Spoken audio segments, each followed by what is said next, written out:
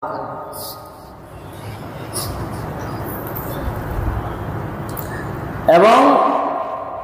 ইসলাম কঠিনভাবে এই কথা বলেছে, কেউ যদি মানবাধিকার লঙ্ঘন করে, অর্থাৎ মানুষের যে অধিকার সে অধিকার নষ্ট করে, মানুষের হক নষ্ট করে, যদি আল্লাহ তাআলার কাছে এর জন্য ক্ষমা চায়, আল্লাহ তাআলা কখনো ক্ষমা করবেন না, যতক্ষণ না যে মানুষের অধিকার নষ্ট হয়েছে তার সাথে মিটমাট না হয়।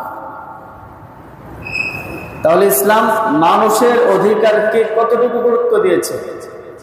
যদি এমনটা হতো, একজন মানুষ কাউকে কষ্ট দিয়েছে, কষ্ট দিয়ে সে মসজিদে এসে 2 রাকাত নামাজ আদায় করে আল্লাহর কাছে মাফ চাইতেছে, আল্লাহ আমি আপনার এক বান্দাকে কষ্ট দিয়ে ফেলেছি, সুতরাং আপনি আমাকে মাফ করে দেন।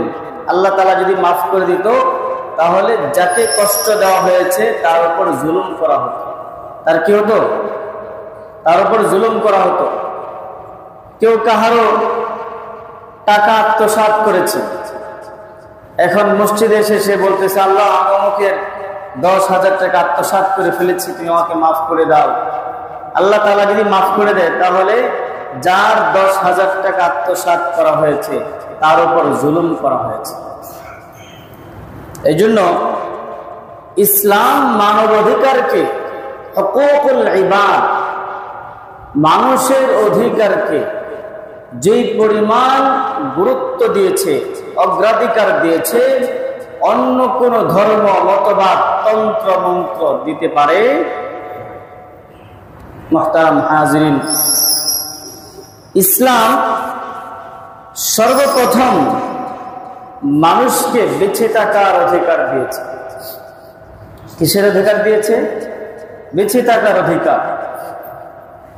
এবং যদি কেউ কাউকে অন্যায়ভাবে হত্যা করে, তার জন্য কঠিন শাস্তির বিধান ইসলাম দিয়েছে, যাতে করে শাস্তির প্রতি লক্ষ্য রেখে সে অন্য কোনো মানুষকে অন্যায়ভাবে হত্যা না করে।